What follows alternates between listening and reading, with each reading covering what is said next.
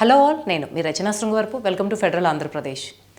Pan India cinema ఫార్ములాలు వచ్చిన తర్వాత దాదాపు ఆ సినిమాలు ఆ కమర్షియల్ ఫార్ములాకి సెట్ అయ్యే సినిమాలు చేసే వాళ్ళందరూ కూడా ఒకటి రెండు సినిమాలు చేసినా సరే పాన్ ఇండియా హీరోస్గా మారిపోతూ ఉన్నారు.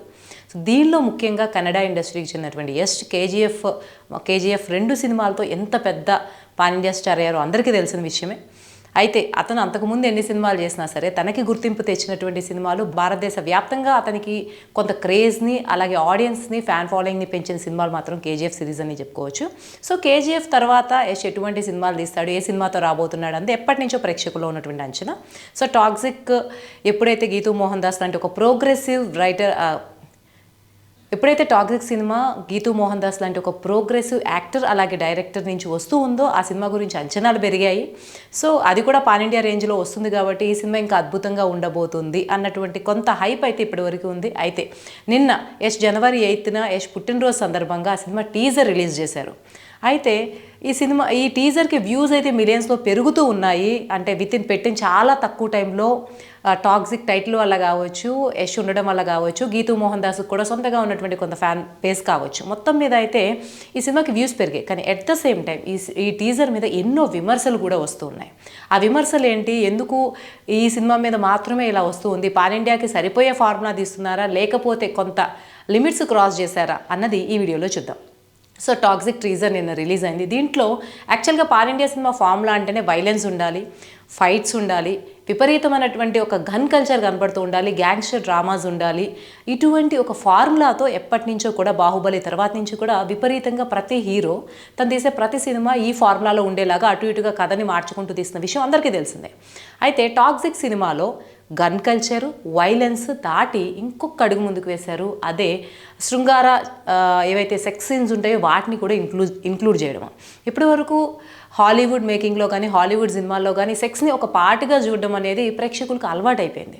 సో టాక్సిక్ టీజర్లో మేకింగ్ స్టైల్ కావచ్చు, ఆ కల్చర్ కావచ్చు, మొత్తం కూడా హాలీవుడ్ని తలపించేలా ఉంది అని ఒక వర్గ ప్రేక్షకులు మాట్లాడుకుంటున్నప్పటికీ గీతూ మోహన్ దాస్ లాంటి ఒక ప్రోగ్రెసివ్ డైరెక్టర్ తను ఏదైతే అంతకుముందు తీసిందో లయర్స్ డైస్ కావచ్చు, ఇమిగ్రెంట్స్ మీద, అలాగే మంచి సినిమాలు తీస్తూ ఉండేటువంటి ఒక ప్రోగ్రెస్ ఉమెన్ రైటర్ ఇటువంటి సీన్స్ని ఇటువంటి విజువల్స్ని ఎలా తెర మీదకి ఎక్కించారు అన్నది ఇప్పుడు కొంత చర్చనీయాంశమైంది. ఎందుకంటే మనం తీసే సినిమాలు హాలీవుడ్ స్టాండర్డ్లో ఉన్నాయా, పాన్ ఇండియా స్టాండర్డ్లో ఉంటున్నాయా అన్న దాంతోపాటు ఆ తీసేటువంటి డైరెక్టర్ ఐడియాలజీని కూడా స్క్రీన్ మీద రిప్రజెంట్ చేస్తాయి. సో గీతూ మోహన్ దాస్ సినిమాలో పర్టికులర్గా ఒక ఉమెన్ రైటర్ అయ్యుండి ఉమెన్ అయ్యుండి ఉమెన్కి సంబంధించినటువంటి అటువంటి సన్నివేశాలు ఎలా పెట్టగలరు? ఓకే, టీజర్ గురించి ఒక్క నిమిషం మాట్లాడుకుందాం. టీజర్ వచ్చేసరికి అంత్యక్రియలతో మొదలవుతూ ఉంటుంది. ఒక గ్యాంగ్, ఒక ముఠాకి సంబంధించిన ఎవరో చనిపోతారు, వాళ్ళకి ఆపోజిట్ గ్యాంగ్ అయినటువంటి హీరో గ్యాంగ్ వస్తుంది.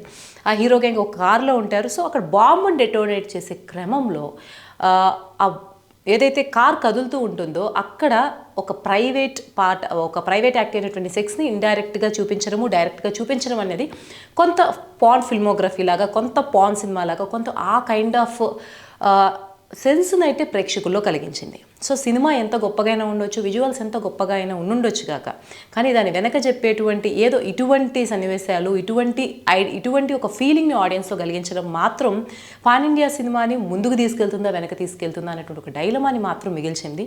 ఏదేమైనప్పటికీ ఇప్పటికే చాలామంది యష్కి ఫ్యాన్ ఫాలోయింగ్ ఉంది. బర్త్డే రోజు రిలీజ్ చేశారు, వ్యూస్ అయితే వెళ్తూ ఉన్నాయి, నెగిటివ్ ఆర్ పాజిటివ్తో సంబంధం లేకుండా. ఏదేమైనప్పటికీ ఈ సినిమాని థియేటర్లో ప్రేక్షకులు ఆదరిస్తారా లేదా? ఎందుకంటే యానిమల్ సినిమా వచ్చినప్పుడు కూడా చాలా అబ్జెక్షన్స్ వచ్చాయి, ఎంతోమంది ఫెమినిస్టులు విరుచుకుపడ్డారు, అయినా సరే అది కలెక్షన్స్ పరంగా ఎక్కడ వెనకబడలేదు. సో టాక్సిక్ సినిమాని ఒక యాంగిల్లో చూస్తే దీన్ని హాలీవుడ్ టైప్లో చేసే ప్రయోగంలో హాలీవుడ్లో సెక్స్ని ఎంత కామన్గా చేసేసారో అటువంటి ఆ ప్రైవేట్ లైఫ్ని అంతే కామన్గా నార్మలైజ్ చేసే ప్రయత్నంగా కూడా చూద్దాం. ఈ సినిమాకి మెజారిటీ ప్రేక్షకులు, ఎందుకంటే ప్రోగ్రెసివ్ పీపుల్ కావచ్చు, ఉమెన్ రైట్స్ కావచ్చు, ఫెమినిస్ట్ కావచ్చు, వీళ్ళందరూ ఒక కోణం చూడొచ్చు కాక, కానీ ఓవరాల్గా ప్రేక్షకుల జడ్జిమెంట్ ఎలా ఉండబోతుంది అనేది మనం ఇది మార్చి 19న ఉగాది రోజు విడుదల అయ్యే వరకు కూడా చెప్పలేము. సో ఇప్పటికే మీరు ఈ టీజర్ చూసి ఉంటే మీ అభిప్రాయం ఏంటో కమెంట్స్లో తెలియజేయండి.